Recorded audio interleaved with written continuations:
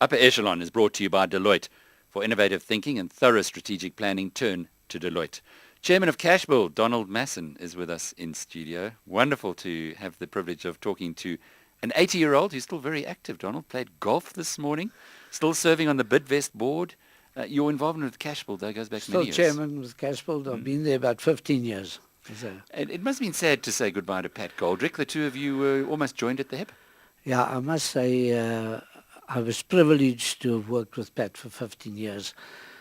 As a straight operational MD, he's one of the best. You know, he was detailed every day of his life. He knew exactly what they sold. He knew what the margins were. He knew what cash was outstanding. He knew which branch didn't bank its cash. From that point of view, Pat was just unbelievable. So where did the strategy come from? Because Cashbuild has been an unbelievable success story. Yeah, but it's really Pat. When he took it over 15 years ago, when Christo Wiese wanted to be out, and Christo kind of decided he was out, Pat then went and borrowed money. In effect, borrowed 3 million and walked away with 300 million, at least. But Pat, from the first day, had a business plan. In effect, when he asked me to come as his chairman, I can call him at my office, having a easel out and showing me exactly the business plan. We never got to his final 10% bottom line, but we got to 6%.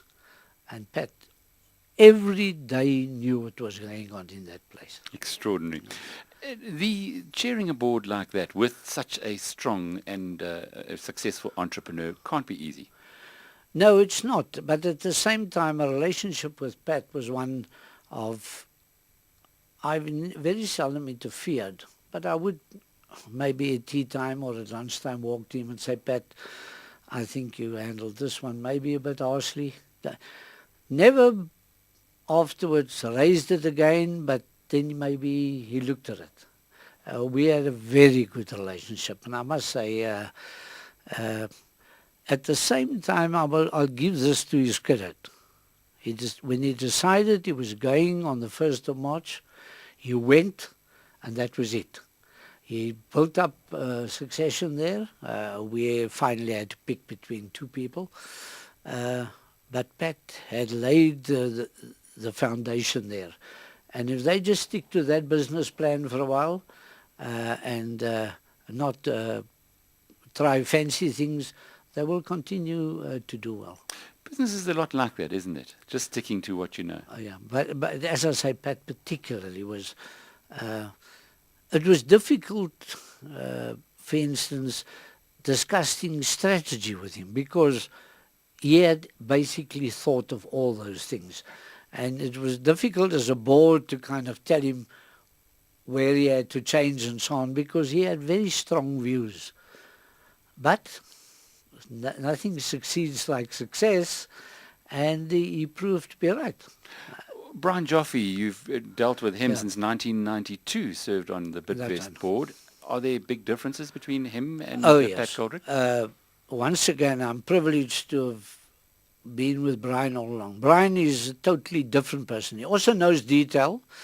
He's got 385 companies, and we go to the chairman's dinner at the end of the year, and they invite not only the MDs, they also invite people who've been performing well.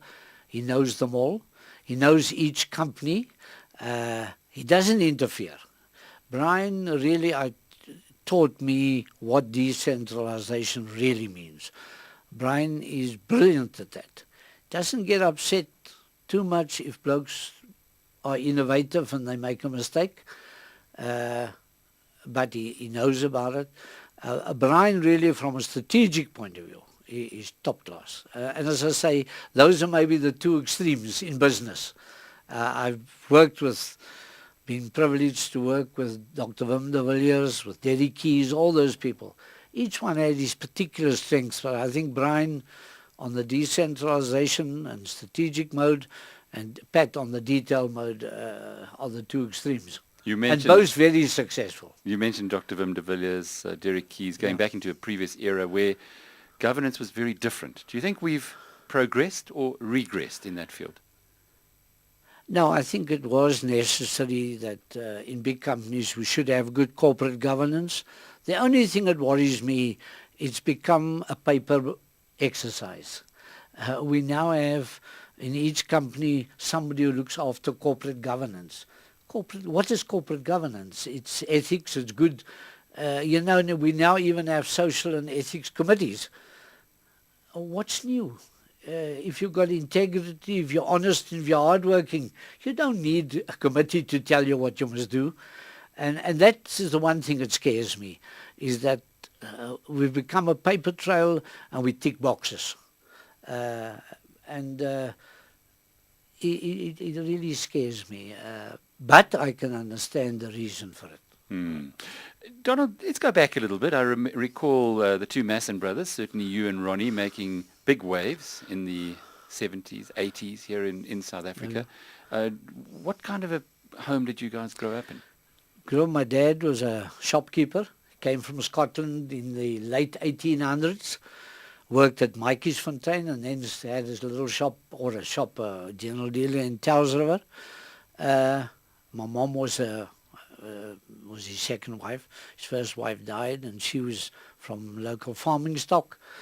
The only, I think, we learned at home was you're honest, you work hard, and your yes is your yes and your no is your no. And my mother and my dad died when we were young. But those values were just part of us. And I think both Ronnie and even some other elder brothers who aren't alive anymore, all had those same values. And hard-working as well. Oh, yes. Is that from the Scottish side? I think, but also from the Afrikaans side, my mom's side. I was thinking, you don't have much of a Scottish accent. No. Past that, actually, quite amazing. My elder brothers spoke English, and my younger ones Afrikaans, because my dad died when we were young. So we even had a very mixed family. But but those good values came from the Scots.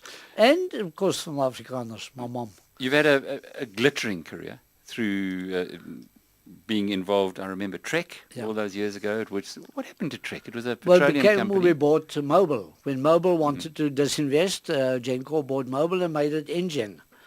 And what's today Engen was subsequently sold to Petronas from Malaysia, but that was your business. That was our business. Yeah.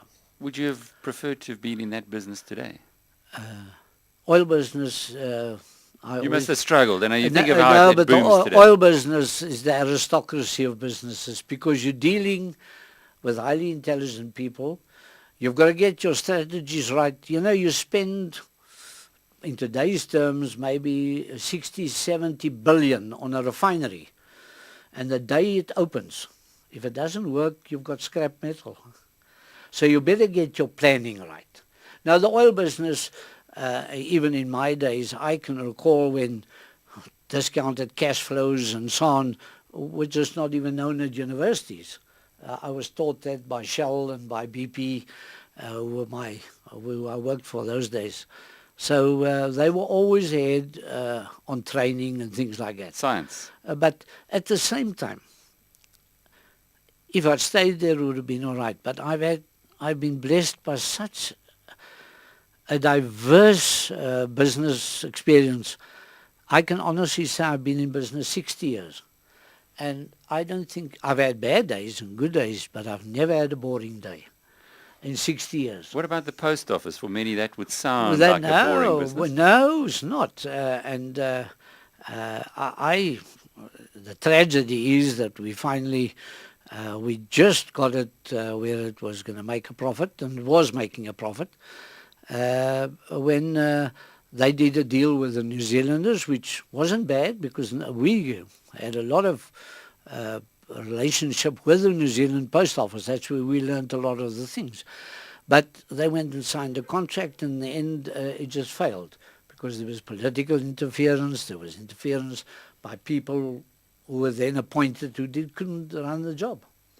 Donald, when you have a look back at your age now, and you're still very active in business, how do you feel, or how do you interpret chief executives who would be a third of, or maybe only two-thirds of your age, saying, no, they're ready to retire now, they've got to move on, they haven't spent enough, they've spent too long in one business? It's almost like to get your view on the Warren Buffett approach, which is you should die in the saddle, as against the more modern approach, which is move on every 7 years. Eric, once again, I retired 20 years ago, and I retired on the 31st of August, and the 1st of September I started as chairman at the post office. And plus at Bidvest just after that.